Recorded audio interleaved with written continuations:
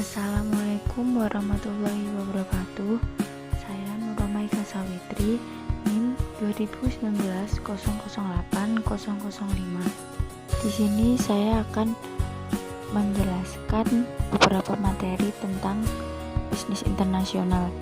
Video ini dibuat untuk memenuhi mata kuliah bisnis internasional dengan dosen pengampu Bapak Lalu Supardin, SE MM. Pertama, saya akan menjelaskan tentang etnosentris. Etnosentris berasumsi bahwa negara asalnya lebih unggul dibanding negara lain di dunia. Dengan kata lain, etnosentris merupakan cara pandang yang melihat bahwa yang paling baik adalah negaranya sendiri. Para manajer yang berpandangan etnosentris meyakini bahwa orang lain tidak memiliki kemampuan, keahlian, pengetahuan atau pengalaman yang dibutuhkan untuk membuat keputusan bisnis terbaik. Contoh dari penerapan etnosentris adalah perusahaan MNC atau multinational corporate.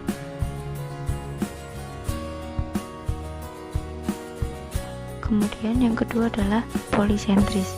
Polisentris berasumsi bahwa masing-masing negara adalah unik sehingga mengembangkan strategi yang berbeda-beda. Dengan kata lain, polisentris merupakan cara pandang yang melihat bahwa orang yang berada di suatu negara lebih memahami kondisi negara tersebut. Para manajer berpandangan polisentris menganggap bahwa semua operasi luar negeri bersifat berbeda dan sulit dipahami. Maka mereka cenderung mempersilahkan para karyawan di negara tuan rumah menyimpulkan cara terbaik perusahaan beroperasi. Contoh dari polisentris adalah perusahaan TNC atau Transnational Corporation. Yang ketiga adalah pendekatan geosentris. Geosentris merupakan cara pandang yang melihat bahwa semua orang dapat bekerja di mana-mana asalkan ia memiliki kemampuan. Geosentris merupakan cara yang melihat persamaan dan perbedaan dalam pasar dan negara dan mencoba menciptakan strategi global guna merespon seluruh kebutuhan dan keinginan lokal. Para manajer yang berpandangan geosentris memiliki wawasan global dan mencari pendekatan dengan orang tanpa memandang asal negaranya. Pandangan geosentris menurut dihapuskannya pandangan parokial dan dikembangkannya pemahaman mengenai perbedaan antar kebudayaan. Contoh dari pendekatan geosentris adalah perusahaan Borders Organization. Kemudian yang keempat adalah ekspatriat. Ekspatriat artinya seseorang yang tinggal sementara maupun menetap di luar negara di mana dia dilahirkan dan dibesarkan, atau dengan kata lain, orang yang kewarganegaraan asing yang tinggal di Indonesia, biasanya oleh karena suatu tugas negara atau profesional. Yang akan saya bahas selanjutnya adalah mengenai TQM atau Total Quality Management System. Total Quality Management System atau disingkat dengan TQM adalah sebuah manajemen kualitas yang lebih berfokus pada pelanggan dengan cara melibatkan seluruh level tingkatan karyawan dalam mengerjakan peningkatan ataupun perbaikan secara kontinu. Sederhananya, TQM adalah suatu pendekatan manajemen yang digunakan untuk menyentuh kesuksesan jangka panjang dengan mengedepankan kepuasan pelanggan. Elemen pokok TQM: yang pertama, fokus pada pelanggan; yang kedua, keterlibatan karyawan secara keseluruhan; yang ketiga, pemusatan perhatian pada proses; yang keempat, sistem yang terintegrasi; yang kelima, pendekatan strategi dan sistematik; yang keenam, peningkatan secara kontinu; yang ketujuh, kepuasan berdasarkan fakta komunikasi; dan yang terakhir adalah komunikasi. Selanjutnya adalah Six Sigma. Six Sigma adalah suatu alat atau cara yang dilakukan oleh pihak manajemen perusahaan untuk mengembangkan kapasitas pada proses pengembangan bisnisnya. Tujuannya adalah demi meningkatkan kinerja dan meminimalisir adanya potensi kesalahan. Faktor penting dalam implementasi Six Sigma diantaranya yang pertama, dukungan dari top level, kemudian tim yang hebat, training yang berbeda dengan yang pernah ada, alat ukur yang baru dengan menggunakan DPMO atau Defect per Million Opportunity, dan yang terakhir adalah tradisi perusahaan yang baru.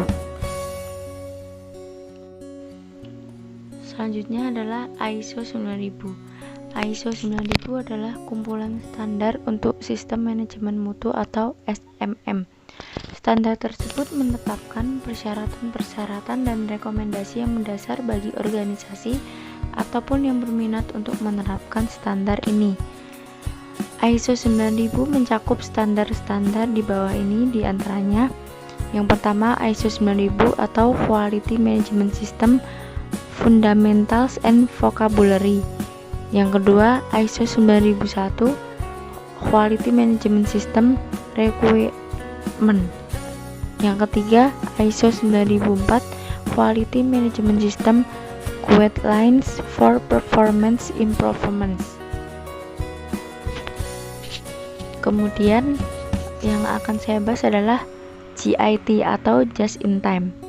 Just in Time atau JIT adalah suatu sistem produksi yang dirancang untuk mendapatkan kualitas, menekan biaya, dan mencapai waktu penyerahan seefisien mungkin dengan menghapus seluruh jenis pemborosan yang terdapat dalam proses produksi, sehingga perusahaan mampu menyerahkan produknya, baik barang maupun jasa, sesuai kehendak konsumen tepat waktu. Fungsi sistem produksi JIT biasanya ditunjukkan agar menekan biaya sistem produksi dan melakukan efisiensi perusahaan. Pembahasan selanjutnya adalah EDI, Electronic Data Interchange. Electronic Data Interchange adalah proses transfer data yang terstruktur dalam format standar yang disetujui dari satu sistem komputer ke sistem komputer lainnya dalam bentuk elektronik. Istilah ini umumnya dipakai dalam konteks perdagangan dan bisnis, khususnya perdagangan elektronik atau e-dagang. Biasanya digunakan oleh perusahaan-perusahaan dalam memudahkan proses pertukaran data transaksi yang berulang-ulang antar perusahaan. Electronic Data Interchange sangat bergantung kepada pengembangan format standar untuk dokumen-dokumen bisnis seperti faktur, pesanan pembelian, dan surat tanda terima. Harus ada persetujuan dari pelaku-pelaku bisnis yang terkait dan pengakuan di tingkat nasional maupun internasional untuk dapat menggunakan format-format standar ini dan mentransmisikan data secara elektronik. Pembahasan yang terakhir adalah R&D atau Research and Development.